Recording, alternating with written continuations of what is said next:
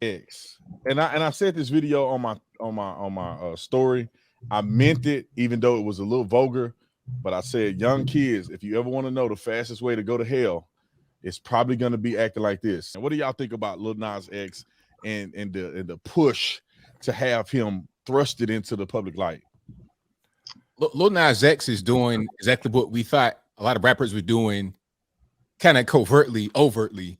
You know, they're trying to push the gay agenda, trying to do little things, little innuendo here and there.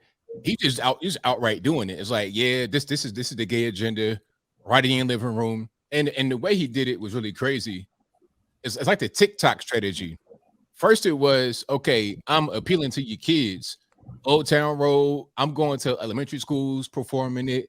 I'm going on Sesame Street. I'm like an icon among children.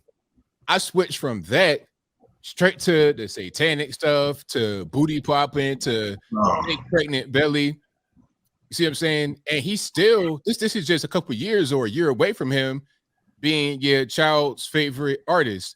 So does your kid still watch or follow Lil Nas X and they seeing stuff like this?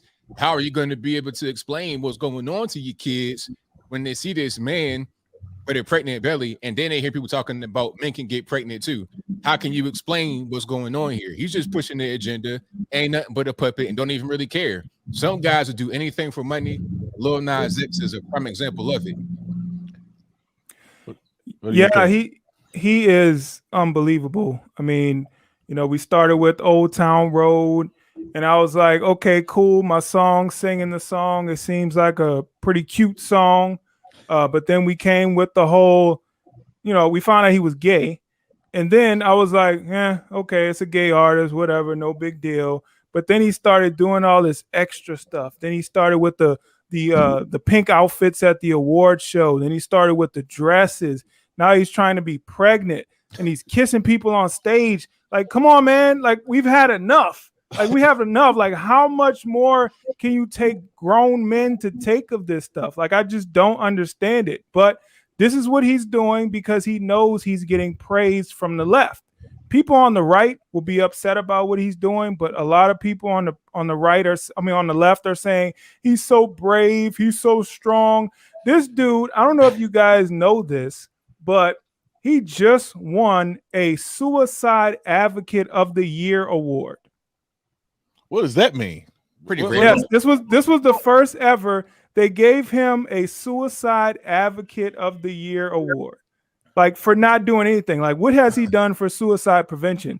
Just because he wants kids to believe that there's something that they're not, now he's preventing suicide? Like, come on, man. He's propelling suicide, to be honest. Right. Jericho, what's your thoughts, man? You know what? I'll gladly bring up the rear on this one. No pun intended. I mean, there's a few things wrong with this. First thing, the white, that implies purity. Like, you know, if a woman gets married, you know, she's supposed to be wearing a white dress. This is sick. This is disgusting. This is hilarious. Like, come on, what are you talking about? Men can't get pregnant. And you're also highlighting a lifestyle that gives you a 50% chance of getting a high five. If you engage in this man's lifestyle, you have a 1 in 2 chance of catching HIV. So let's not talk about that. 50% chance, there's a 50% chance that if you got out of bed, you stub your toe, well, I guess I'm staying in bed for the day. Come on. This is disgusting. And you guys are right. They always target the kids. They're the soft targets. Their minds are still malleable. They're still very impressionable, especially someone on Sesame Street or a teacher or somebody like that they look up to. And if they see that mom and dad are parking them in front of this every day to watch it, it must be okay. And everything they're saying must be okay, even if it's as crazy and demented as this. Like, does he really believe that when they sat there and had to, like, whatever that, a prosthetic stomach, whatever that is that's poking out, it's not a baby? Man, what happened? And speaking of hip hop, this is the most anti-hip hop thing you could ever see. I grew up listening to hip hop. In battles and stuff and beef with somebody, the first thing they do is attack your manhood. But apparently we've done away with that, and we've done away with manhood in general. This is foul. Bro, this is the most hypocritical stuff that I've ever seen, and the left is just full of hypocrisy. The funny thing is my body, my choice. It's a woman's choice. A man should have nothing to do with the woman's body. Yet you have a man impersonating a woman, making a choice to, I guess, have the baby. I don't know what he's got, an ultrasound or something over here. It's crazy to me because my wife made this point earlier, and I thought it was brilliant, that they will call you racist if you impersonate or you pretend to be another race, right? If you white and you trying to be black, they'll call you a racist. But what if you're a man and you are appropriating culture of a woman? I think that's a problem. You're not a woman. You know nothing about being a woman. You're assuming femininity on women, trying to project yourself to be somewhat of a feminine woman. But bro, this is out of control. They're pushing this on black men. I think it's the black men. Let me say this real quick before I lose my mind. I think that there's an effort to destroy black men in this country.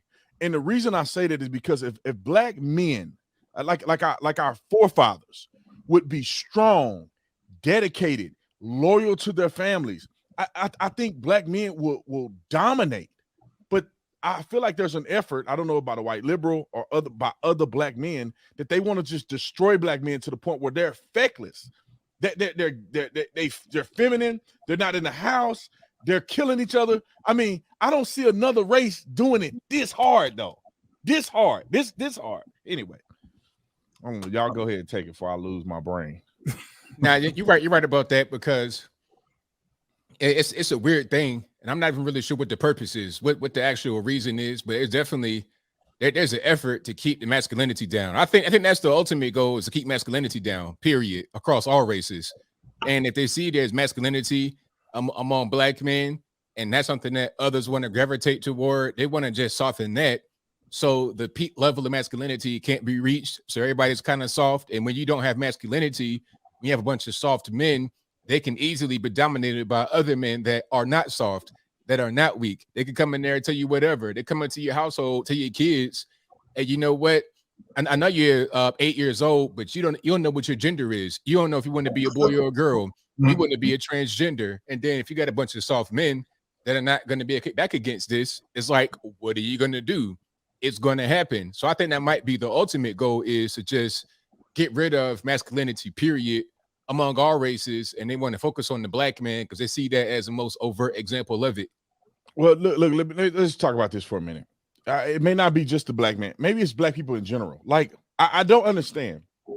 Planned Parenthood's propaganda is geared at black people. I mean, by and large, black people have the most abortions per capita than anybody else in the country. Black people are more incarcerated per capita than anybody else in the country. When you talk about HIV, black people are contracting HIV per capita, as far as in the race, than anybody else. You talk about violence, race on race violence. White people kill each other too. There's race on race violence because most people live around the race that they are. It's still segregation in our country.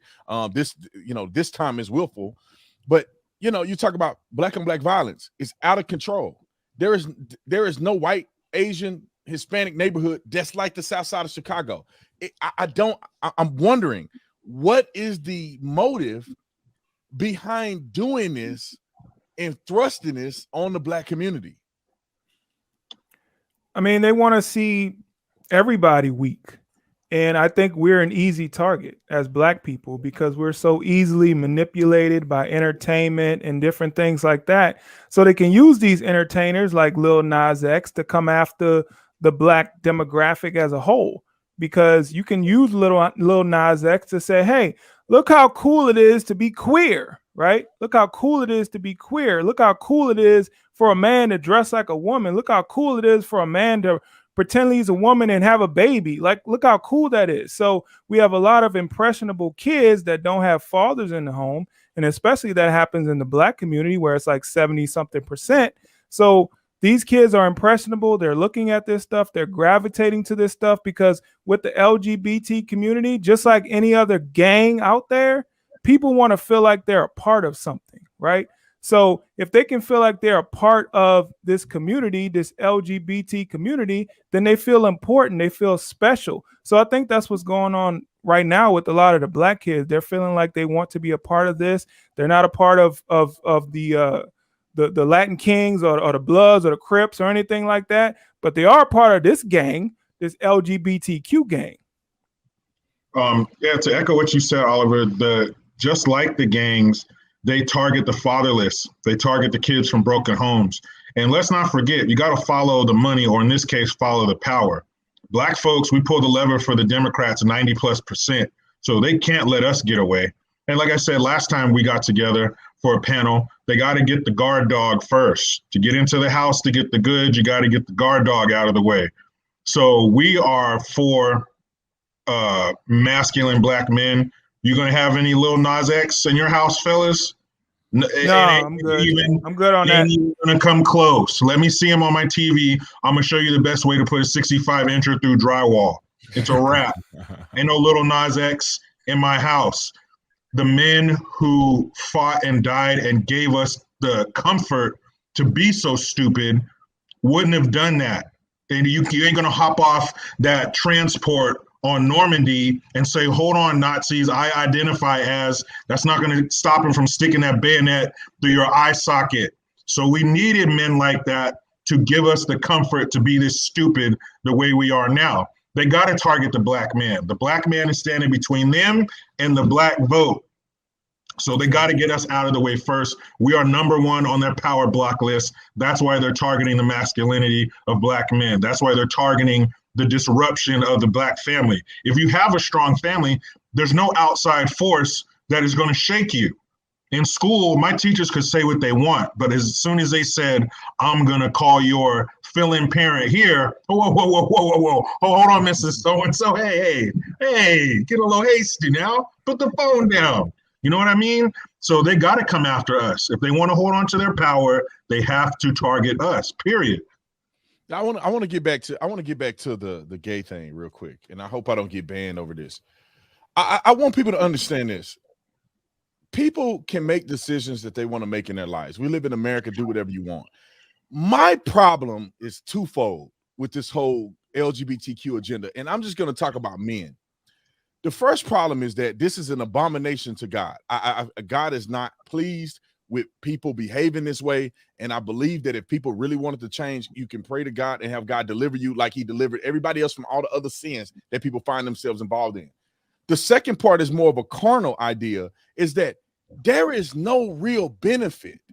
There is nothing to, and this is, I know people going to give me backlash. There is no benefit in society for a man to lose his place and to be with another man. That's just my opinion. How do you raise the next generation of young men to be strong, to be bold, to be confident? Because if you don't know if you're confused about your sexuality, there's no way you can be confident as a man. That you don't even know if you're the man or you're the woman in the relationship. Nas X is supposed to be a man, but he trying to be the girl. I mean, it is blowing my mind, and you guys feel free to disagree with me, but it's blowing my mind, and I feel like this is destroying our society. We already don't have fathers stepping up and doing their thing because of abortion and other things where they can hit it and quit it, and you can go down there to the thing and they can bounce. And them not being in the household because of violence, because of crime, because of somewhat of women giving away the milk from the cow, and you ain't got to own nothing. I mean, all of these things are just degrading the psyche of men, and that's creating a society of feckless individuals that cannot lead.